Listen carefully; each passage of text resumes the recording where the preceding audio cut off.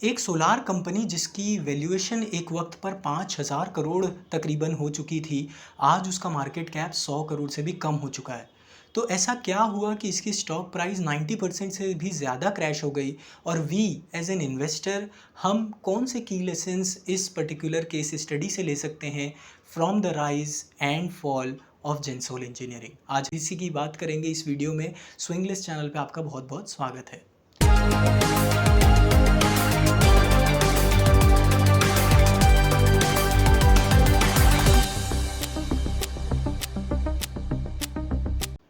जेंसोल की शुरुआत यहाँ पे फाउंडेशन रखी गई 2012 में दो भाइयों के द्वारा, अनमोल सिंह जग्गी, पुनीत सिंह जग्गी। जेंसोल की शुरुआत as a solar consultancy firm हुई और ये अपने क्लाइंट्स को हेल्प करते थे टेक्निकल ऑप्टिमाइजेशन के थ्रू उनके सोलार प्लांट्स को ज़्यादा से ज़्यादा एनर्जी आउटपुट निकालने में। फिर 2015 में कंपनी को एक ब्रेक मिलता है और एक बड़ा सोलार प्रोजेक्ट कंपनी एग्जीक्यूट करती है जो उनको हेल्प करता है ट्रांसफॉर्म होने में एक कंसल्टेंसी फर्म से फुल स्केल एग्जीक्यूशन पार्टनर बनने में, और यहाँ से सोलार ईपीसी की शुरुआत होती है जेंसोल के लिए। फिर 2019 में कंपनी लिस्ट होती है बीएसई एसएमई प्लेटफॉर्म पर, और जो लिस्टिंग से इनको फंड मिलता है वो उसे यूज़ करते हैं बड़े प्रोजेक्ट गवर्नमेंट और प्राइवेट के लिए बिड करने में। फिर कंपनी अपने आप को फर्दर डाइवर्सिफाई करती है फ्रॉम सिर्फ ईपीसी से ओएनएम मॉडल पर। ओएनएम ऑपरेशन एंड मेंटेनेंस से कंपनी को स्टेडी इनकम आने लगती है रेदर देन कंस्ट्रक्शन से, जहां पर उनको वन टाइम इनकम आती थी। कंपनी के मैनेजमेंट जेंसोल को एक न्यू सेगमेंट में इंट्रोड्यूस कराते हैं ईवी लीजिंग बिजनेस में, जहां पर वो इरडा और पीएफसी जैसे फर्म से लोन लेते हैं और उससे वो इलेक्ट्रिक व्हीकल्स खरीदते हैं और उसको वो लीज़ पर लेंड करते हैं। तो ये उनका बिजनेस मॉडल था ईवी लीजिंग में। वहीं पर mean while at the same time जो कंपनी के फाउंडर्स थे जग्गी ब्रदर्स, वो एक और कंपनी फाउंड करते हैं जिसका नाम होता है ब्लू स्मार्ट, और ये एक ईवी कैब सर्विस प्रोवाइड करती है। माइंड यू, ये उनकी सब्सिडरी नहीं होती है ब्लू स्मार्ट, और ये एक सेपरेट एंटिटी होती है।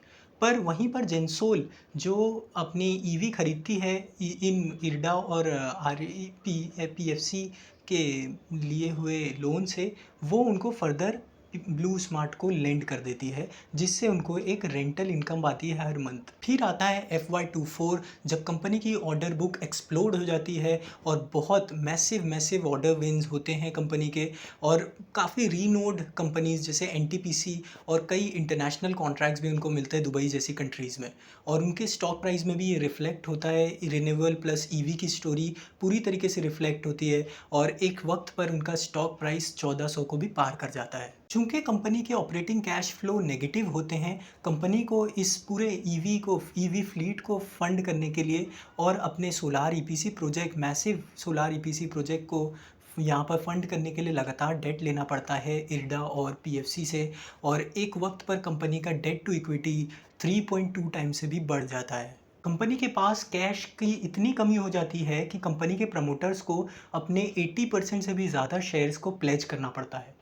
फिर आता है मार्च 25, जब इकरा उनकी क्रेडिट रेटिंग एजेंसी रिपोर्ट निकालती है और उनकी जो क्रेडिट रेटिंग है उसको डाउनग्रेड कर देती है, और उसमें उन्होंने रिपोर्ट में बताया कि हो सकता है कि यहाँ पर जेंसोल अपने लोन को रीपे ना कर पाए और डिफ़ॉल्ट कर जाए। कंपनी के शेयर प्राइस में लोअर सर्किट लगने लगता है और जो प्रमोटर्स के शेयर प्लेज्ड थे आरएमएस टीम उसे भी बेचने लगती है, और लोअर सर्किट पे लोअर सर्किट रोज़ लगने लगता है, और आज के दिन कंपनी का शेयर 20 रुपये से भी कम हो चुका है।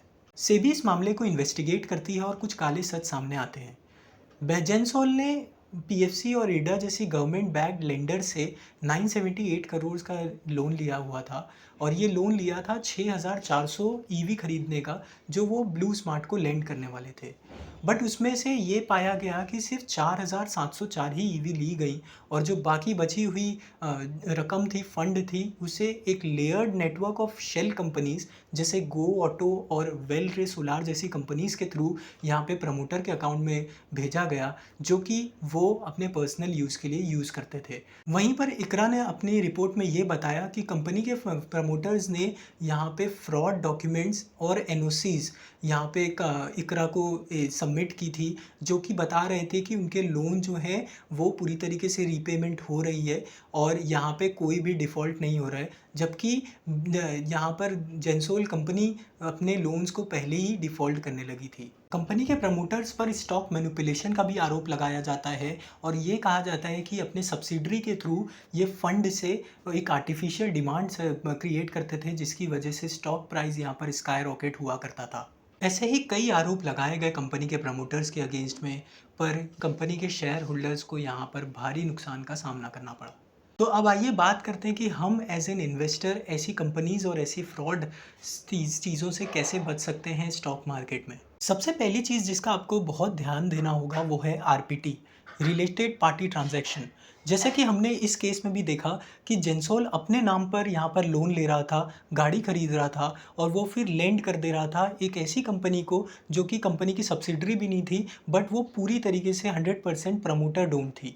तो ऐसे ट्रांजैक्शन को एक इन्वेस्टर को काफ़ी गौर से देखना चाहिए कि ये आर्म्स लेंथ पर हो रहे हैं या नहीं, और वहीं पर यहाँ पे कोई दूसरा प्रमोटर का इंटेंशन तो नहीं है और ये कहीं प्रमोटर अपने घर पर पैसा तो नहीं लेके जा रहा है, जो एग्जैक्टली इस केस में हुआ। दूसरी चीज़ जिस चीज़ पे हमें एज एन इन्वेस्टर ध्यान रखना चाहिए वो है ओसीएफ, ऑपरेटिंग कैश फ्लो, जो धंधे से कैश अपने गले में आता है।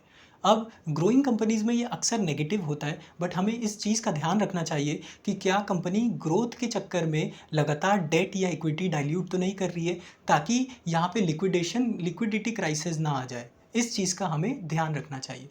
तीसरी चीज़ हमें जिसका ध्यान रखना चाहिए वो है ट्रेड रिसीवेबल्स का। यहाँ पर हमें ग्रोथ तो बहुत तेज़ी से देखने को मिली जेंसोल के केस में भी, बट अगर आप देखेंगे तो ब्लू स्मार्ट का जो पूरा रेवेन्यू था वो मेजॉरिटी ट्रेड रिसीवेबल्स में अटका हुआ था। मतलब वो पैसा कभी आया ही नहीं, बट उन्होंने उसे revenue as a revenue count कर लिया बिकॉज वो सेल्स वहाँ पर हो गई, बट वो एज अ कैश कभी कंपनी को रिसीव ही नहीं हुआ और वो ट्रेड रिसीवेबल में हमेशा से पड़ा रहा। तो आपको ये भी चीज़ का हमेशा फोकस रखना चाहिए कि जितनी हमारी रेवेन्यू ग्रोथ आ रही है, क्या उससे तेज़ी से हमारा ट्रेड रिसीवेबल तो नहीं ग्रो हो रहा है। अगर ऐसा हो रहा है तो ये एक आपके लिए रेड अलर्ट, रेड फ्लैग हो सकता है। एक और चीज़ जिसका आपको ध्यान रखना चाहिए वो है बिजनेस का डाइवर्सिफिकेशन।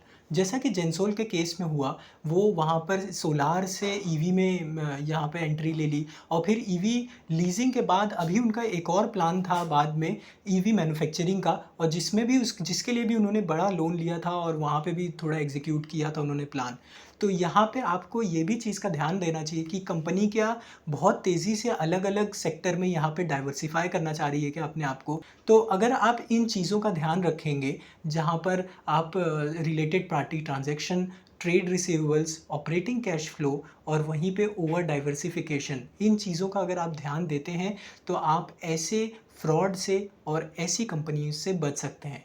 तो आप अपने कमेंट सेक्शन में अपने व्यूज़ ज़रूर बताएं। यही कुछ बताना था, यही कुछ कहानी थी जेंसोल के यहाँ पर राइज़ और फॉल की। तो उम्मीद करता हूँ ये वीडियो पसंद आया। अगर पसंद आए तो प्लीज़ इस वीडियो को लाइक करें, चैनल को सब्सक्राइब करें। Thank you for watching.